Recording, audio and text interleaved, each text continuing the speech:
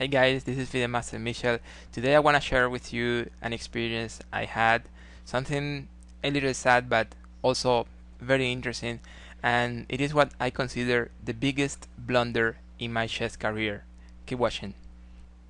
When I was under 10 years old, I won the National Chess Championship in Cuba. Also, when I was like under 12 years old, I was winning some important national tournaments. So I was like in the top three. I was clearly in the top three in Cuba in those years.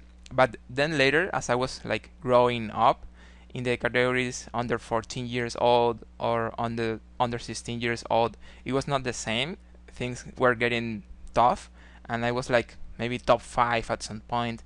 And as I continued growing up, like maybe top 10. It seems like the other players were improving really fast, as I was like improving but slowly, not at the same speed. Maybe there was a reason for this. I think it's not the theme for this video. So the thing is that I was playing this national tournament under 14 years old in 2002, and I made what I remember as the biggest blunder in my chess career. I mean, it was like almost 20 years ago, and I still remember that game as if it was played a week ago. So let's see what happened in this game. I was facing one of the favorite players in that tournament. It was a boy, a really strong boy, one of the favorites, as I said, to win the tournament. That boy is today a grandmaster, is a good friend, and let's see what happened in the game. I was playing as white, and I played knight f6, and then my opponent played Nimzo-Indian, and at that time I used to play queen's pawn very often, almost always, and my opponent played this Nimzo-Indian, which is very strong against queen's pawn, and the game continued like this, just a normal Nimzo-Indian position, and then at this position we were both out of the theory.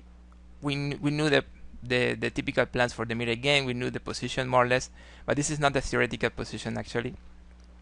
Well, here I played knight d2, and then I sacrificed this pawn on d4. This is a typical idea in Nimzo-Indian very often, because black has a pawn up here, but white has some good compensation. For example, white has the two bishops.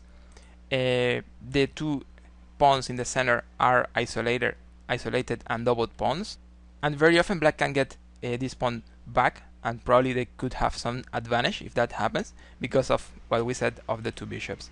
We need to say that in this position actually the best move was this knight e4. It's like again sacrificing the pawn, staying with the pawn down, but we are removing or trading a good piece here, and we keep a good pressure in this pawn. So the bishop on b2 is going to be very strong on the right diagonal. That's the idea with this knight e4. Black king is still in the center. In general, we have like the two bishops, and our opponent has a pawn up. If the position is open, it is compensated. Like we could say the two bishops are like 7 points in an open position. So knight e4 was really good here, keeping the pressure to open this diagonal, and then the two bishops could be too good, too strong in this position. Well, the game continued with e4, and then some typical moves here for this line. Black was threatening here knight b4, getting the bishop, so I played a3, and then we continued playing. Actually, black is a little better, but I managed to stay in the game to keep things more or less unclear. So the game continues with some moves, some maneuvers in the center, and I get this pawn on d4, but then I lose the other pawn on e4. I play c5 because there is a discovered over here, and then we have this idea of taking the pawn on d6 and bishop e5. In this position I still have the two bishops, but black has a great knight on e4, and it seems like black is going to be fine here. They take the pawn on a3, I play bishop c4, and then this normal check. We need to say that in this position a very simple way to stay with a good advantage, probably decisive advantage for black, was just like a queen c5 check, and then after I move the king, trade some pieces on c4, and black would be winning this game definitely. For example, after b6, well, and I did too. It's not really strong because I can play rook c7 and I have some threats over here, so probably I'm not wrong in that position.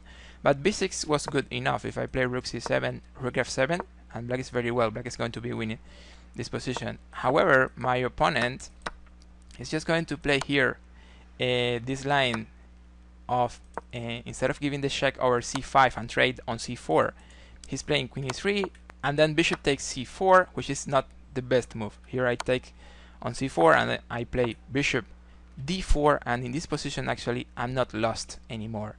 I remember I was analyzing this position and I said, well, I think like the bad moment is gone. I never lose here. I saw this line knight f2 check, king g1, and then I said, well, after that line I'm threatening the bishop, the queen, also threatening the knight, so I'm skewering pieces over there. And the best thing I can find for my opponent in this position is just repeat knight h3, knight f2. So I have the feeling that at least I have a draw if he gives me the check here on f2. But even if he doesn't play that, I'm attacking the queen, also I'm getting the pawn on b7, so the position suddenly is looking way better now for white. There is even this line I was looking at, for example, queen takes pawn, I can play rook takes b7, attacking here the pawn on g7, and here there are some interesting tricks. For example, if black plays rook g8, I can just play rook takes g7.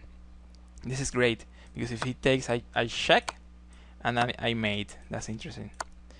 However, there was another way to defend here. For example, knight f6.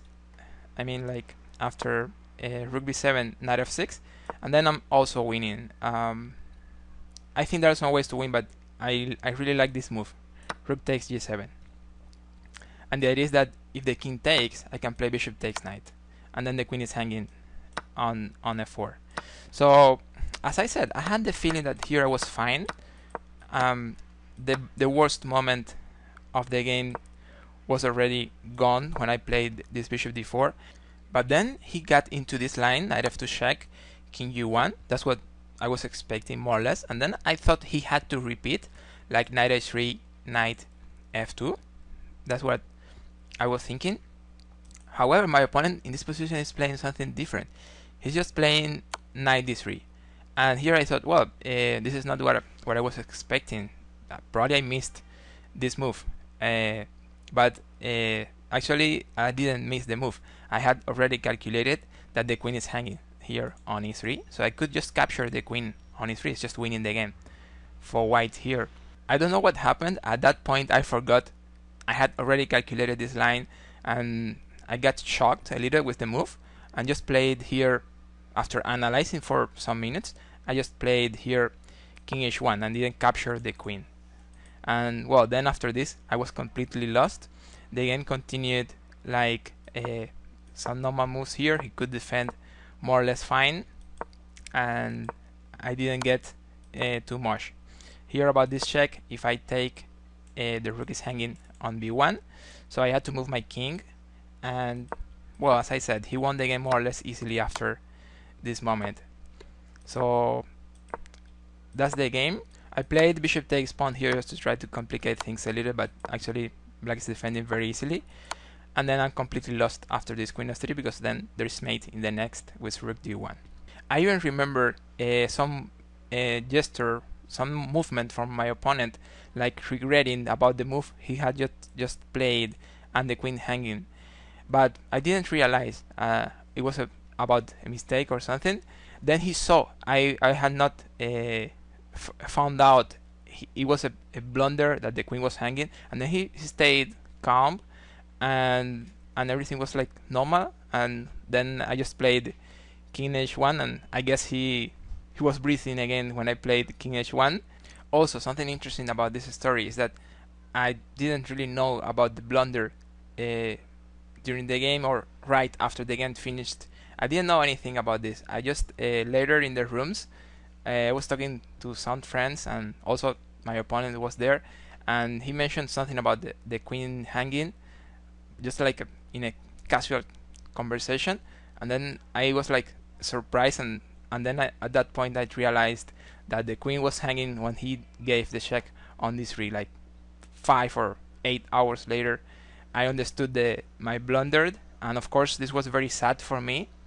Imagine the whole year preparing to play the national tournament, and then at that point in the national tournament, you lose a game against one of the best players of the tournament because you didn't see the queen hanging and you didn't take it.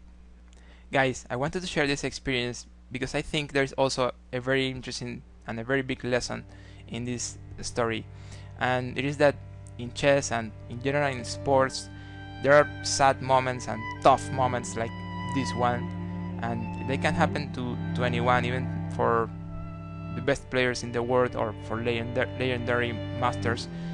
They can go over situations like this, but a professional career is rewarded with a lot of personal growth and also many good moments of great joys.